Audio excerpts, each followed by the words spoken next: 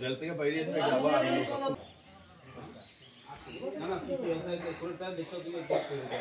ভগবান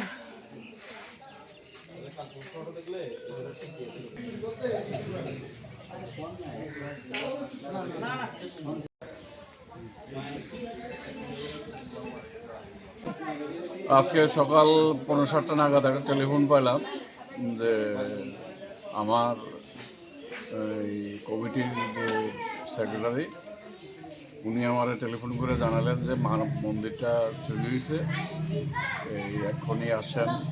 আমরা মায়ের মন্দির বলতে দৈত্যেশ্বরী মায়ের মন্দিরটাতে তালা ভেঙে এখান থেকে চুরি করা হয়েছে। প্রায় ২৫ ভরির উপরে স্বর্ণের গয়না, বেশ কিছু রূপার গয়না এবং নগদ প্রায় ৩০,০০০ টাকার মতন আমাদের দান বাক্সে ছিল। সেইগুলি কেবা কারা রাত্রে চুরি করে নিয়ে যায় এবং আমরা সকালবেলা যখন আসি থানা থেকে পুলিশও আসে, তারাও এসে দেখে যে মন্দিরের দরজা ভাঙা। এমত অবস্থায় আমরা থানায় যাব, আমরা এফআইআর করব। থানার কর্তৃপক্ষ থেকে জানতে পারলাম যে ওনারাও দ্রুত গতিতে তদন্তকারী দল নিয়ে ওনারাও ছুটে গেছেন বিভিন্ন স্পটে দোষীদের যাতে শনাক্ত করা যায়।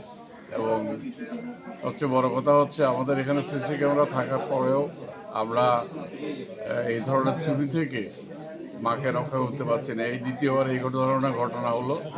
তো আমি কর্তৃপক্ষের কাছে, প্রশাসন কর্তৃপক্ষের কাছে আবেদন রাখব সভাপতি হিসাবে যে দোষীদের গ্রেপ্তার করে অবিলম্বে যেন এইগুলি উদ্ধারের যদি কোনো সুযোগ থাকে সেগুলি উদ্ধার করে যাতে মায়ের মন্দিরে আবার সুপর্দ করা হয় এবং সেগুলি আমরা যাতে পেতে পারি তাদের কাছে আমরা আবেদন রাখি।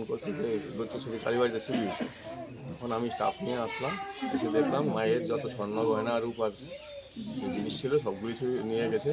তবে তারা আনুমানিক যে হিসাব দিচ্ছে, স্বর্ণের জিনিস হলো 25 ভরি আর রূপা 40 ভরির মতো, ক্যাশ টাকা 30,000 টাকা এখান থেকে নিয়ে গেছে। কারা চুরি করেছে এরকম যারা চুরি করেছে তাদেরকে আমরা তদন্ত করে ধরবো এবং আমরা সোর্স লাগাইছি। সিসিটিভি ক্যামেরা আছে, হ্যাঁ, সিসিটিভি ক্যামেরাতে দেখবো, আমরা দেখে আমরা শনাক্ত করবো। ভিতরে কি লাইট ছিল যখন সিসিটিভি ক্যামেরা ভিতরে লাইট লাগানো ছিল? না, লাইট ছিল না, লাইট সকালবেলা আমি আসার পরে